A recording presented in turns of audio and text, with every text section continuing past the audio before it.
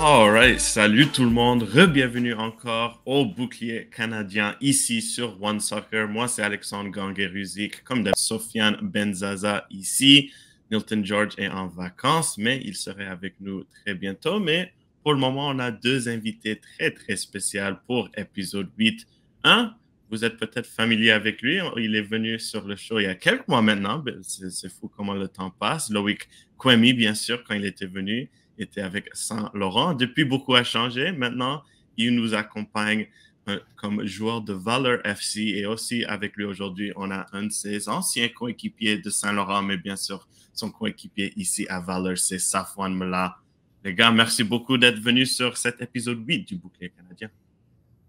Merci à vous pour Merci à vous, l'invitation. merci.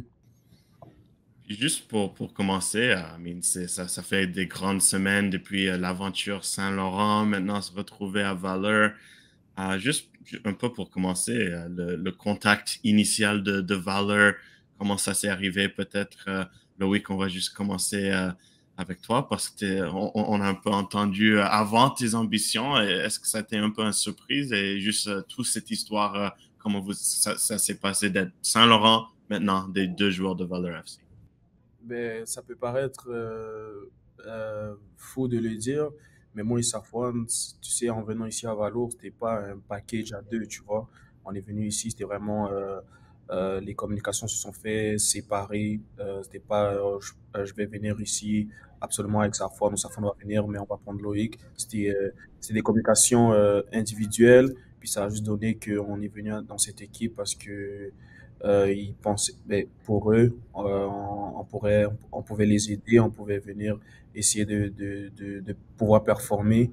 Donc, c'est ça, hein, c'est ça. Donc, ça s'est fait après le championnat canadien. Moi, avec Valo, on avait déjà eu du contact auparavant, mais ça l'avait pas fait pour X, Y raison, hein. Puis, on s'est laissé le temps pour qu'après ça, il y ait le championnat canadien, on puisse ben, on a fait qu'est-ce qu'on devait faire avec Saint-Laurent. Puis par après, la communication a repris avec Valo. Puis c'est ça. Puis pour toi, Safwan, c'est la première fois qu'on te contacte du côté de Valour durant l'épopée Saint-Laurent au championnat canadien? C'est à ce moment-là?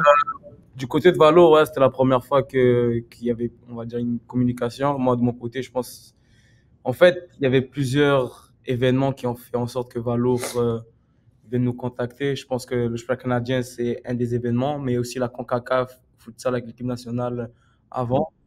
Donc, c'était un enchaînement de plusieurs grands événements. Donc, on finit la CONCACAF, l'équipe nationale fait un bon parcours, on fait des bons matchs, que ce soit moi ou que ce soit Loïc. Et après ça, direct, 2 semaines après, tu as le championnat canadien qui arrive. Donc, le premier match d'Halifax, où tout le monde connaît l'histoire. Et après, tu as le match à Claude Robert contre TFC pour finir le match à BMO contre Toronto encore. Donc, comme je t'ai dit, c'est plusieurs situations, grands événements qui ont fait en sorte que Valour a fait finalement, tu sais quoi, on va leur donner une chance. Malgré le succès contre Halifax et un succès relatif contre Toronto, l'expérience contre CA Saint-Laurent, un championnat canadien, vous a aidé. Mais est-ce que vous étiez étonné quand même qu'on vous contacte, malgré les belles performances? Vous vous dites, ben oui, c'est normal.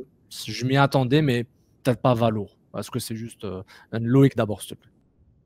Euh, Moi, c'est différent. Ma vision des choses, elle était un peu différente.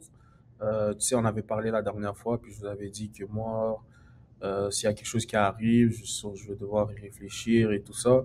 Mais surpris quand même, parce que c'est pas nouveau, que ça fait pas, c'est pas quelque chose de nouveau dans le sens que on nous connaissait déjà auparavant.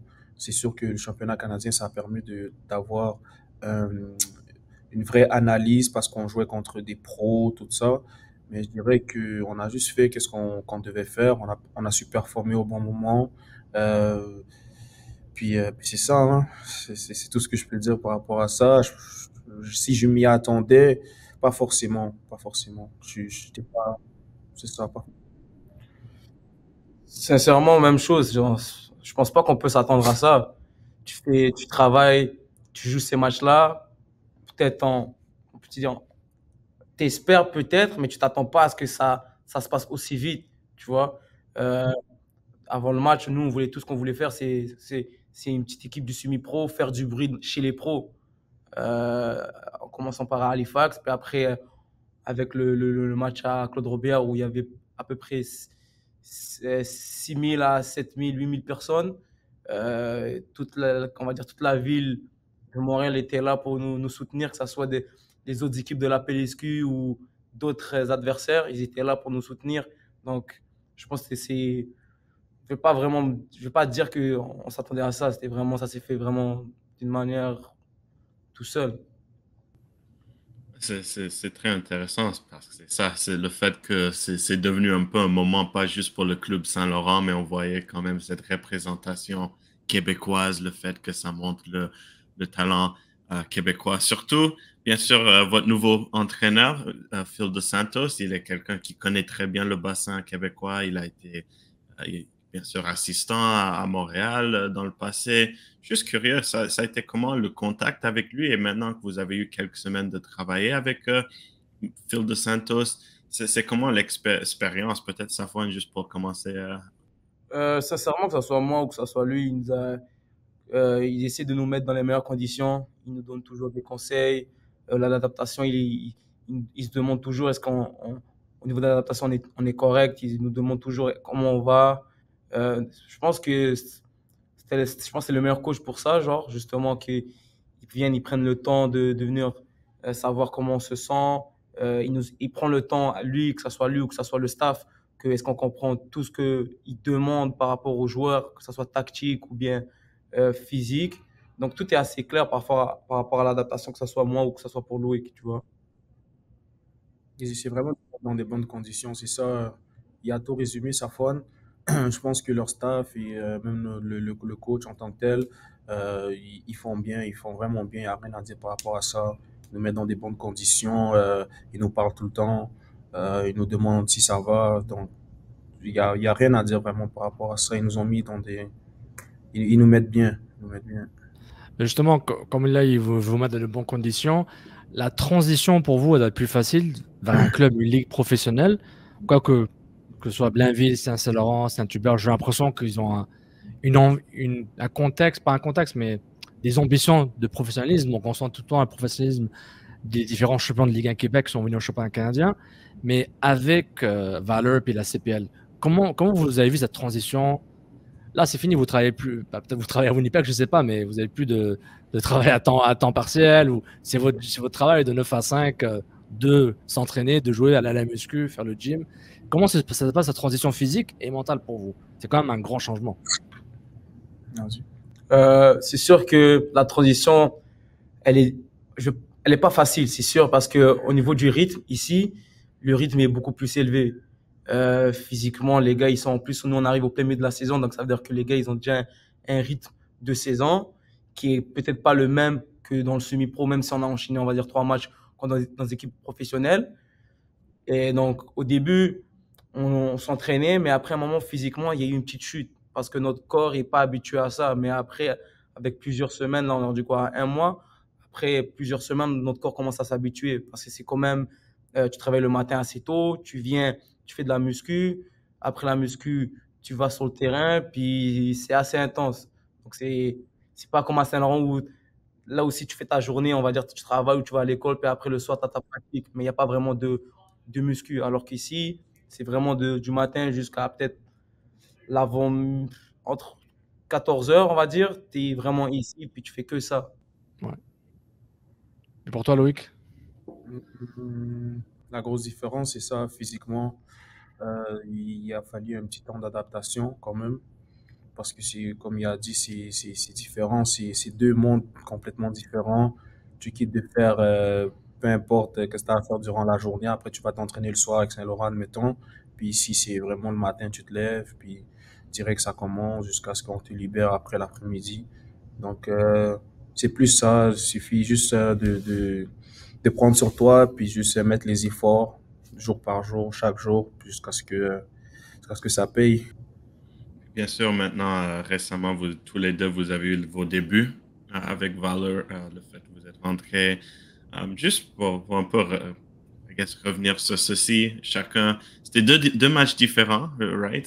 Safwan, c'était plus récemment contre Halifax. Loïc, je veux dire, c'était pas à York, c'était après York, right? Moi, c'était Calgary. Calgary, ouais. Oui, Cavari, oui, c'est ça. Calgary, Mais juste Calgary. un petit retour, I guess, pour les deux de ces moments-là où Loïc, tu rentres, c'est Cavari, Safwan, c'est Halifax sur la route. Juste votre impression, qu'est-ce qui allait dans votre tête, right? Like, parce que c'est quelque chose où il y a quelques mois, c'était juste like, on veut prouver qui on est avec Saint-Laurent et maintenant vous êtes là, vous êtes des joueurs professionnels. Quel genre d'émotion peut rentrer dans la tête? Je suis très curieux de savoir. Euh, Moi, je vais commencer. Vu que c'est moi qui ai commencé là, le premier, je vais dire pour de vrai, beaucoup d'excitation, une sorte d'accomplissement aussi. Je pense que nous en tant que joueurs de foot qui ont rêvé de faire ça depuis qu'on est petit, je pense que c'était un grand accomplissement pour moi, personnellement, de pouvoir vivre ce rêve-là, fouler le terrain, puis me dire que, ok, ouais, je l'ai enfin fait. C'est réel cette fois-ci, tu vois. Donc, c'était quand même un moment spécial. Puis, c'est sûr que ça a pas fini, on n'a pas fini avec une victoire cette journée-là. Mais j'ai su garder de bonnes mémoires par rapport à ma première apparition en tant que joueur professionnel ici à Valo. Donc, c'est sûr, ça va rester gravé dans ma tête très longtemps. Safwan? Moi, c'était contre Halifax. Donc, quand j'arrive contre Halifax dans le stade, j'ai une impression de déjà vu. Parce que on arrive, limite, c'est même le même hôtel qu'on était avec Saint-Laurent. Donc, c'était vraiment du déjà vu. Donc, j'arrive sur le terrain.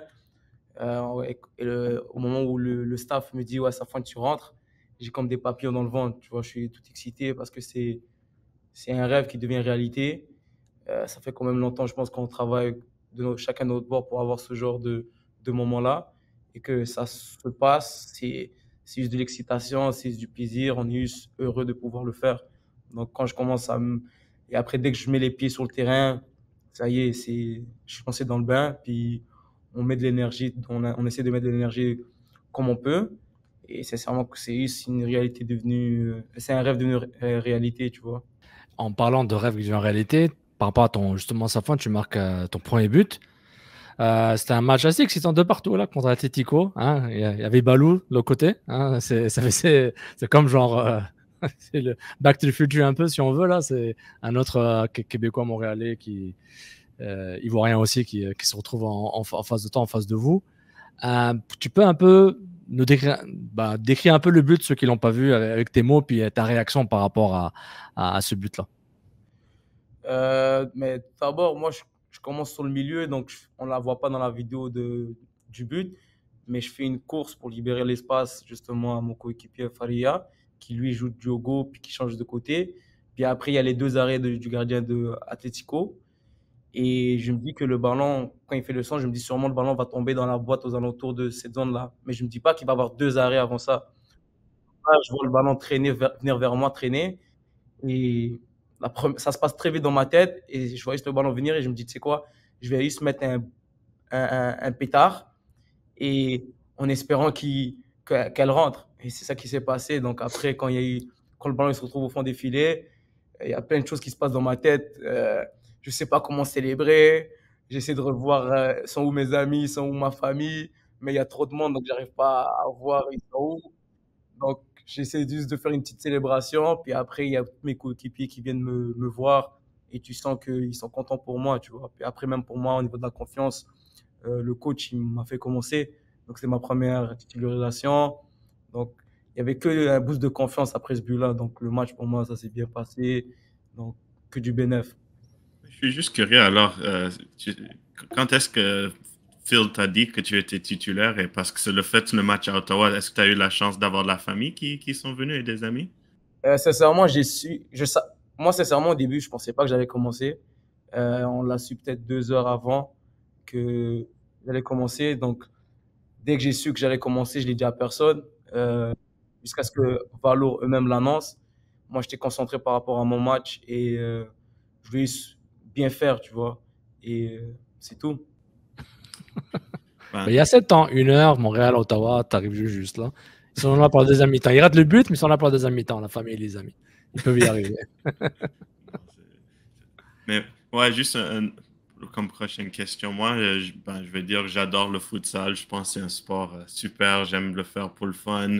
Fait que j'adore les histoires comme on a vu à Copa América, Richard Rios, le milieu de terrain colombien, futsal, on voit le technique. Alors, ça me fascine avec vous deux, le fait que vous êtes des amateurs de futsal, que vous avez représenté le Canada dans un tournoi de futsal et maintenant que vous jouez dans le jeu professionnel. Je suis très curieux. On va commencer avec toi, bien sûr, à Loïc, mais juste l'expérience de jouer le futsal avec le Canada, la différence du jeu et comment tu vois que ça t'aide dans le jeu où tu as un peu plus d'espace, mais bien sûr, il y a des petites différences. Le ballon est différent, les tactiques sont différentes. Je suis juste curieux parce que c'est une transition qui me fascine en termes du jeu technique et les skills que tu peux avoir dans le futsal. Moi, personnellement, je dirais que moi, je vois ça comme deux sports complètement différents, tu vois.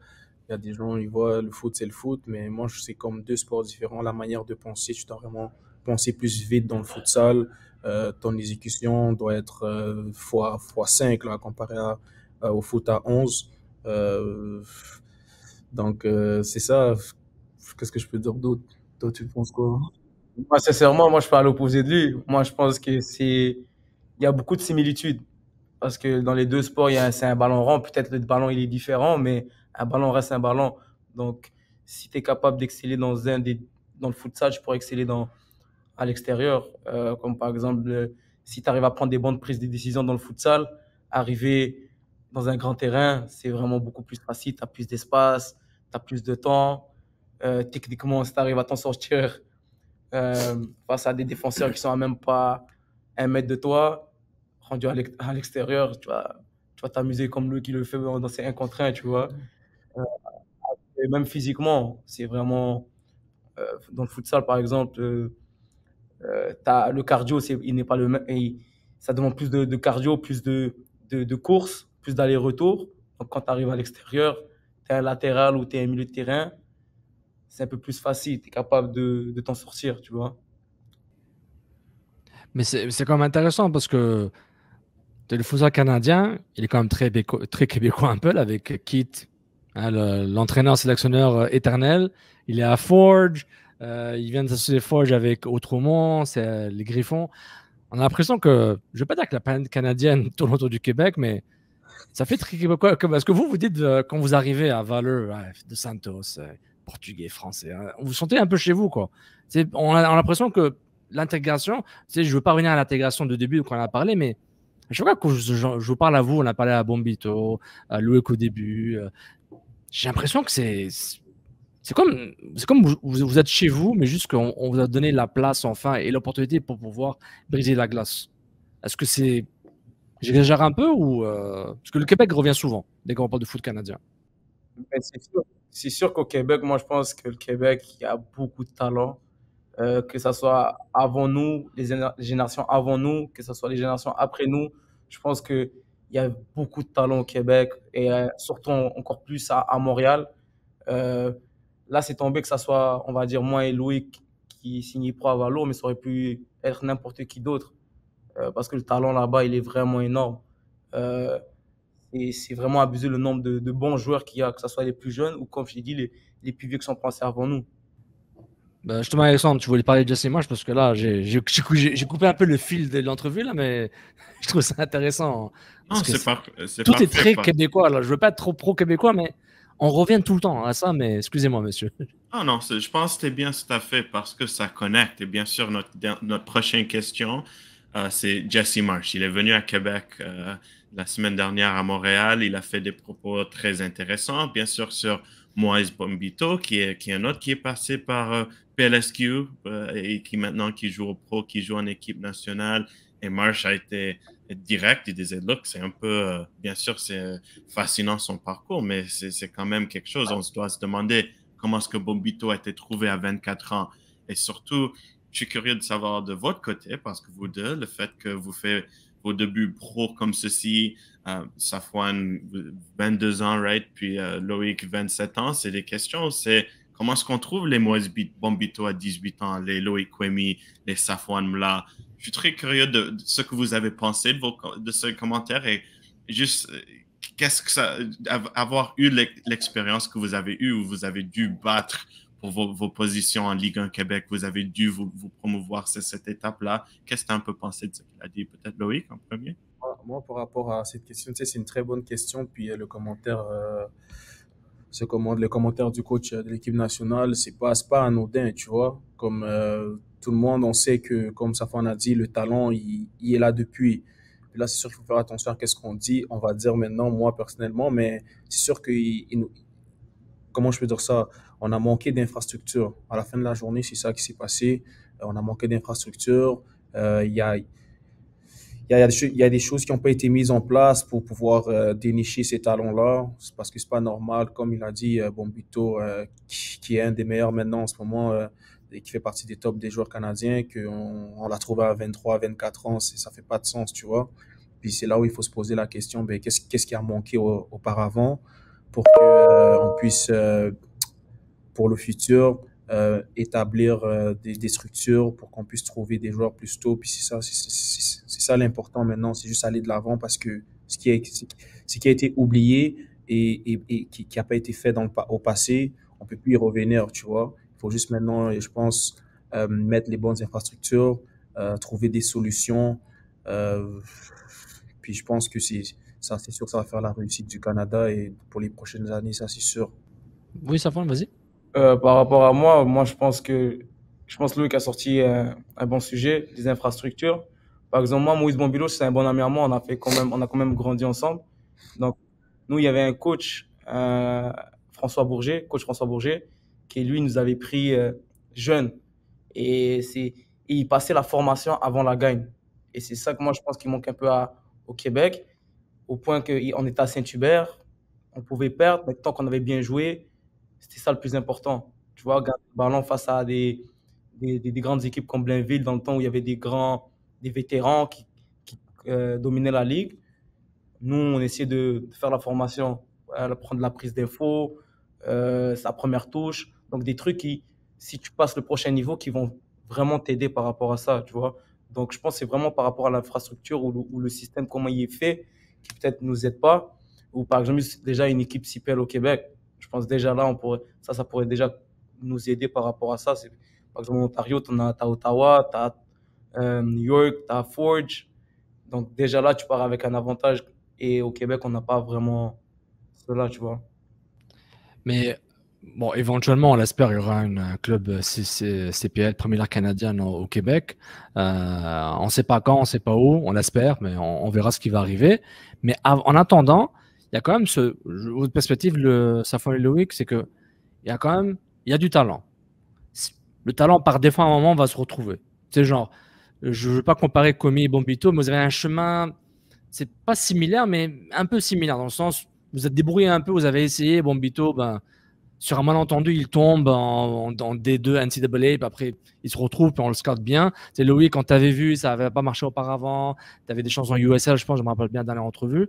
Mais parce que vous vous dites, genre, vous avez l'impression qu'un club CPL, ça exploserait le talent encore plus, ou il y a quand même un problème de gestion par rapport aux personnes qui dirigent ou la culture du foot québécois. Est-ce que vous avez l'impression, genre, si on donne 3 clubs CPL au Québec, est-ce que vous avez l'impression que ça va régler le problème ou ça va juste l'amplifier ou ça va aider?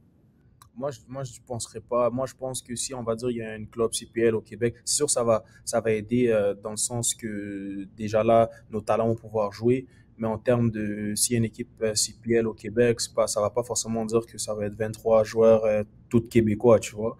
Ça va pas forcément dire ça. Moi, je pense plutôt c'est plus dans les formations des clubs. Tu vois, Saint-Laurent, moi, Saint-Laurent, ça fait quoi? Ça allait faire la troisième année que j'y joue. J'ai joué là. Puis je peux voir une évolution. Eux, tu vois que dès le plus jeune âge, il y a déjà des petits, avant qu'on pratique nous, il y a des petits de comme 8 ans qui savent jouer au ballon, tu vois. Puis on regarde les entraînements des petits de 8 10 ans, puis tu es comme, OK, lui, ce petit-là est bon. Genre, il est bon. Mais tu vois, on est à Saint-Laurent, puis ils essaient de faire leur mieux. OK, à part Saint-Laurent, tu dois te dire quel autre club fait la même chose, tu vois? Quel autre club comme a des petits jeunes, puis qu'à chaque peut-être 2 3 fois par semaine, ils viennent s'entraîner pour qu'après on ait une continuité, tu vois? Ça peut pas juste qu'il y ait Saint-Laurent. Mettons CF Montréal, je sais pas s'ils ont des académies plus jeunes et tout ça, mais ça aurait été déjà un gros plus, tu vois. Je sais pas s'ils en ont ou pas, mais des affaires comme U10 à partir de jusqu'à U12, U13 en montant. Donc, c'est des trucs, c'est par là qu'il faut passer. C'est pas juste mettre une équipe CPL au Québec. Je pense pas que ça va juste changer drastiquement le fait on va pouvoir dénicher des talents plus tôt. C'est vraiment plus que les équipes semi-pro, ils ont toutes comme une sorte d'académie, un club formateur de chaque. Tu vois un peu ce que je veux dire?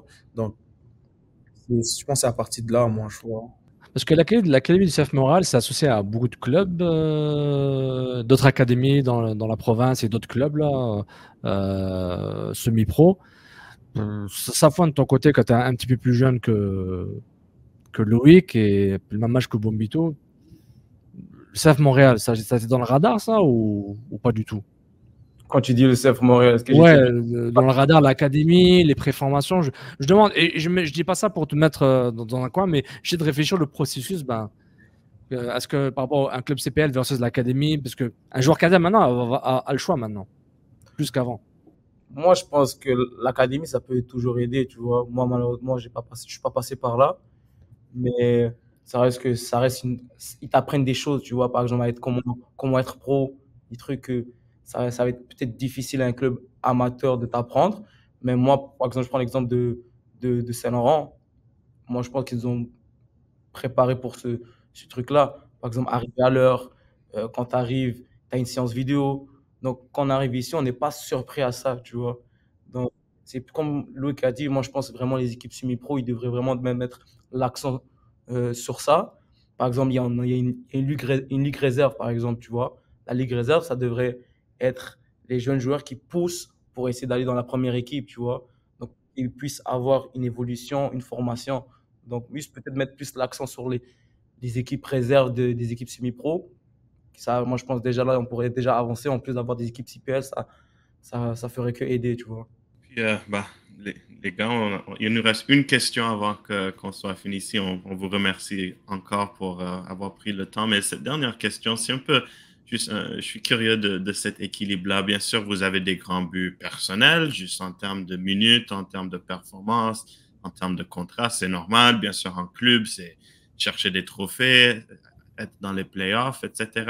Mais je suis aussi curieux le fait que maintenant, en tant que deux joueurs qui représentent Saint-Laurent, le fait que vous êtes venu, maintenant, en plus, le fait que vous venez d'une province comme le Québec, comme on a mentionné, qui a plein de talents, qui ont été moins découverts ou sous-estimés.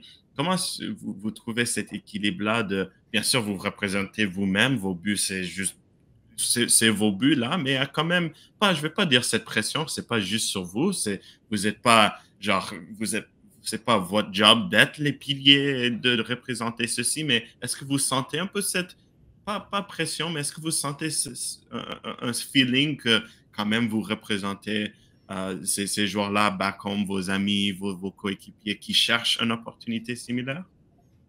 Peut-être Loïc pour commencer. Ouais, je veux dire, c'est sûr que veut pas, sans y vouloir, on a cette petite part de responsabilité on doit bien faire, on doit pouvoir performer. C'est sûr que c'est au coin de notre tête, en tout cas de ma tête. Puis, qu'est-ce qu'on peut dire par là? C'est juste, c'est sûr qu'il faudra un peu de temps pour s'adapter. Comme on a dit, c'est sûr que c'est une grosse transition. On est arrivé en milieu de saison. On avait d'autres choses à faire avant. Puis là, on est vraiment comme H24 à joueur professionnel. Donc, je dirais, c'est sûr que ça va prendre un petit temps d'adaptation. En tout cas, moi, de mon côté, c'est ce que je pense. Mais c'est sûr qu'on va travailler fort. Moi, je vais travailler fort pour pouvoir atteindre certains objectifs. Puis, c'est sûr qu'on sait qu'on a de la famille, des amis qui sont tous derrière nous. Puis, ça peut que nous rendre fiers. Moi, je suis très fier de tout le support qu'on a. On allait jouer à Ottawa, il y avait tellement comme des amis, de la famille. Puis c'est quelque chose que veux pas, c'est un grand support. Tu vois que il y a des gens qui t'aiment, puis que c'est des vraies personnes. Donc c'est sûr qu'on a cette petite part de responsabilité, puis on va essayer de tout faire pour y parvenir. Moi, de mon côté, moi, je pense, c'est sûr qu'on a des responsabilités. Je pense que moi, je pense que, comme il a dit, on a des objectifs personnels et on doit pousser, on doit travailler pour essayer de les atteindre. Parce qu'après, moi, je pense que ça ouvre des portes, par exemple, pour le Québec, de dire, OK, par exemple, dans le semi-pro québécois, il y a du talent, il y a des possibilités. Là, il y a Moïse, Ismaël Koné qui ont ouvert les portes. Après, il y a nous, que nous, on essaie de faire aussi, de montrer le plus possible, représenter le Québec de la meilleure des manières. Donc, c'est sûr qu'on a cette responsabilité-là par rapport à ça. Après, comme il a dit, tout le monde était là au match de Ottawa, tu vois. Donc, quand tu rentres sur le terrain, puis tu entends Safwan, Loïc, ça te donne un boost de plus. Quand tu es fatigué, cette petite énergie qui vient te chercher par rapport à tes gars qui crient ton nom, tu le fais. Donc, c'est sûr que c'était juste que du bénéf. Comme je t'ai dit, c'était vraiment un grand plaisir. Puis, toujours bien représenter le Québec, tu vois. Les gars, merci beaucoup d'avoir pris le temps aujourd'hui. On vous souhaite toute la bonne chance pour le reste de la saison avec vos buts personnels, vos buts en équipe, que vous puissiez pousser vers les playoffs. Et on va bien sûr suivre ici sur le bouclier canadien. C'était fascinant d'entendre vos perspectives. Alors, merci à vous et on espère se voir bientôt. Mais pour l'audience, c'est moi, Alexandre, Sofiane, et ici avec nous. Et bien sûr, on a le bonjour de Nilton. Mais merci pour avoir écouté cet épisode du Bouclier canadien et on se voit très bientôt. Merci tout le monde. Merci.